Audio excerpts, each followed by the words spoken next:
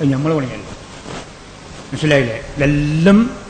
എല്ലാം എനിക്കറിയാം. അറിയാതെ ഒന്നുകൂടെ ഞാൻ ഖാദി എന്ന നിലക്ക് ഇവിടെ ആർക്കും പിരിച്ചുവിടാൻ ഒരാൾക്കും ഒരു അധികാരമില്ല. ആർക്കും പെർമിറ്റ് തന്നിട്ടില്ല. ആ പെർമിറ്റ് അത് അള്ളാഹു ഇന്നുവരെ ഒറ്റ കുട്ടിക്ക് പെർമിറ്റ് കൊടുത്തിട്ടുമില്ല. അതുകൊണ്ട് ഞാൻ പ്രത്യേകങ്ങളോട് പറയുന്നു, അള്ളാഹുവിൻ്റെ ദീനോട് കളിക്കരുത്. അള്ളാഹുവിൻ്റെ ഒരു ദീനോട് കളിക്കാൻ ഇവിടുത്തെ ഒരൊറ്റ ജമാഅത്തിനും അധികാരമില്ല. മനസ്സിലായില്ലേ? പറയുന്ന തങ്ങൾക്കും അധികാരമില്ല. ദീൻ വിട്ട് കളിക്കാൻ ആർക്കും വരും. ഞാൻ ഇവരെല്ലാം ഞാൻ ബഹുമാനിക്കും. കാരണം വയസ്സിന് മൂത്തവരെ ബഹുമാനിക്കണമെന്ന് അള്ളാഹുവിൻ്റെ റസൂൽ നമ്മളോട് പഠിപ്പിച്ചതാണ്. പക്ഷേ ദീൻ്റെ കാര്യത്തിൽ നമുക്ക് വിട്ടുവീഴ്ച ചെയ്യാൻ കഴിയില്ല. അത് ആരായാലും ശരി, അത് എത്ര വലിയൊരുത്തനായാലും ശരി. അതുകൊണ്ട് ഞാൻ പ്രത്യേകം പറയുന്നു. കാരണം ഇന്ന് ഞാൻ പറഞ്ഞില്ലേ, ഫിത്നയും ഫസാദും എല്ലാം നടക്കുന്ന കാലമാണ്. ഇപ്പോൾ നിങ്ങൾ അറിയും.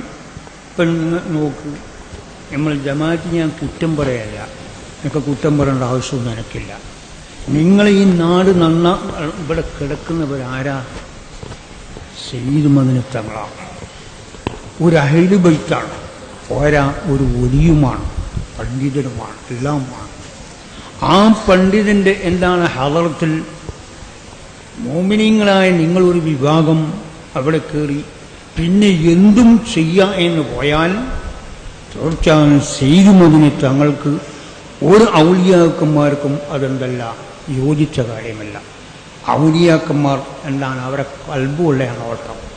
നിങ്ങളെ എന്താണ് ശരീരം കൊള്ളയോ അല്ലെങ്കിൽ വീട് കൊള്ളയോ അല്ലെങ്കിൽ എന്താണ് വാഹനം കൊള്ളയോ അല്ല, കൽബ് കൊള്ളയാണ് ഓട്ടം. കൽബ് എങ്ങനെയാണോ എങ്കിൽ മാത്രമേ ഏത് ഔലിയാക്കന്മാരുടെ സഹായം ഉണ്ടാവും. ഇല്ലെങ്കിൽ അവിടെ ഉണ്ടാവില്ല. അതുപോലെ അള്ളാഹുവിൻ്റെ സഹായം അവിടെ അങ്ങനെ തന്നെയാണ്. അതുകൊണ്ട് ഞാൻ പ്രത്യേകം പറയുന്നു, എന്താണ് ജമാഅത്ത് എന്നുള്ളത് എന്താണ്? എല്ലാം പൊളിച്ചു മാറ്റി വേറെ പുതിയത് കൊണ്ടുവരില്ല.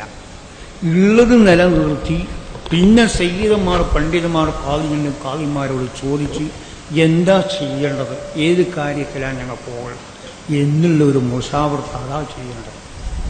ഇങ്ങനെ ഇത്രയും മോശമായ ഒരു കമ്മിറ്റി നിങ്ങൾ ഉള്ളാളുണ്ടായത് മുതലുണ്ടായെന്ന് എനിക്ക് സംശയമാണ്. മനസ്സിലായില്ലേ? വളരെ മോശമാണ്. ഇതെല്ലാം എംസീഷനാണ്.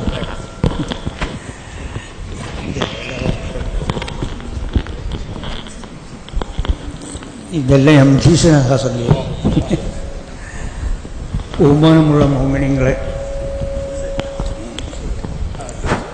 വളരെ നിങ്ങളോട് ഞാൻ പറയുന്നു, എനിക്ക് എന്താണ് കാളി എന്ന നിലക്ക് പറയാൻ അർഹതയുണ്ട്. ഒരു കാളിയാർക്ക് എന്താണ് ഇപ്പോഴത്തെ ഇവിടെ ഇമാമുണ്ടെങ്കിൽ ഉടനെ കയറി ചെന്ന് എനിക്ക് ഇമാമായിട്ട് നിസ്കരിക്കാൻ പറ്റും. അതിന് ഇമാമിനോട് ചോദിക്കണമെന്നില്ല. കാളിയല്ലാത്ത സ്ഥലത്ത് അത് പറ്റൂല. പല നിയമങ്ങളിവിടെ അങ്ങ് വെച്ചിട്ടുണ്ട്. എന്നാൽ കാളിയെ ഒഴിവാക്കി വേറൊരു കാളി ഇവിടെ വരാം എന്ന് പറഞ്ഞാൽ അത് തനിച്ച തെറ്റാണ്. ഏതുപോലെ ഇപ്പോൾ ഉസ്താദിൻ്റെ വീടുകളുണ്ട്. ഞാൻ ഉസ്താദിൻ്റെ വീട്ടിൽ കയറി വന്ന് പറയാം, ഉസ്താദ് ഇത് എനിക്ക് അധികാരമുണ്ട് നിങ്ങളെ വീട്ടിൽ പറയാൻ പറ്റുമോ? പറയാൻ പറ്റുമോ? എന്നാ പിന്നെ എല്ലാവർക്കും അതാ നല്ലത്. ഓരോരുത്തരുടെ വീട്ടിൽ ഞമ്മക്ക് അധികാരമുള്ളൂ. അങ്ങനൊന്നല്ല. അള്ളാഹു വെച്ച നിയമമാണ് കാളിയങ്ങൾ. ഒരു സുപ്രീം എന്താണ് ജഡ്ജിൻ്റെ ഫോറാണ് കാളിക്കുള്ളത്. കാളിയാർ എന്താണ്? സുൽത്താൻ, രാജാക്കന്മാരാണ്. ഇവിടെ രാജാവ് ഭരണമല്ല. അതുകൊണ്ട് ഉലമാക്കളും അതുപോലെ പണ്ഡിതന്മാരും ഉമ്രാക്കളെല്ലാം കൂടി അന്നിലക്ക് നിശ്ചയിക്കുന്നതാണ് കാളി. പക്ഷേ പിന്നീട് ജമാഅത്തിനെ പിരിച്ചുവിടാനോ അല്ല കാളിനെ തട്ടാനോ ജമാഅത്തിന് അധികാരമില്ല. വളരെ സൂക്ഷിക്കണം. നിങ്ങൾക്ക് എന്തും ചെയ്യാം എന്ന് പറഞ്ഞാൽ അത് യോജിക്കുന്ന കാര്യമല്ല. ആരായാലും ഏത് ജമാഅത്തായാലും കാളി അവിടെ ഞാൻ എന്നല്ല, ഏത് കാളിയായാലും ഒരു കാളിയില്ലെങ്കിൽ മറ്റൊരു കാളിക്ക് അവിടെ അധികാരമില്ല. ഒരു കാളി മാസം കണ്ടു കഴിഞ്ഞാൽ ഈ കാളി ഇവിടെ മാസം ഓർപ്പിക്കണമെന്നില്ല. ഈ കാളിക്ക് എന്താണ് ആ നിലക്ക് അത് വളരെ പ്രശ്നമായ നിലക്ക് നിലക്ക് മാസം കണ്ടിട്ടുണ്ടെങ്കിൽ മാത്രമേ ഈ കാലിക്ക് വിധിക്കേണ്ട അധികാരമുള്ളൂ. അല്ല മറ്റൊരു കാലി അവിടെ കണ്ടെന്ന് വിചാരിച്ച് ഈ കാലിക്ക് ഇവിടെ വിധിക്കണമെന്നില്ല. എല്ലാം ഇസ്ലാം നിയമമാണ്. ഞമ്മക്കും ഒന്ന് തോന്നിയാസം നടക്കാനുള്ളതെല്ലാം ചെയ്യും. അതുകൊണ്ട് ഞാൻ പ്രത്യേകം പറയുകയാണ്. മാത്രമല്ല ഇവിടുത്തെ ജമാഅത്ത് നിങ്ങളെ അറിയാൻ വേണ്ടി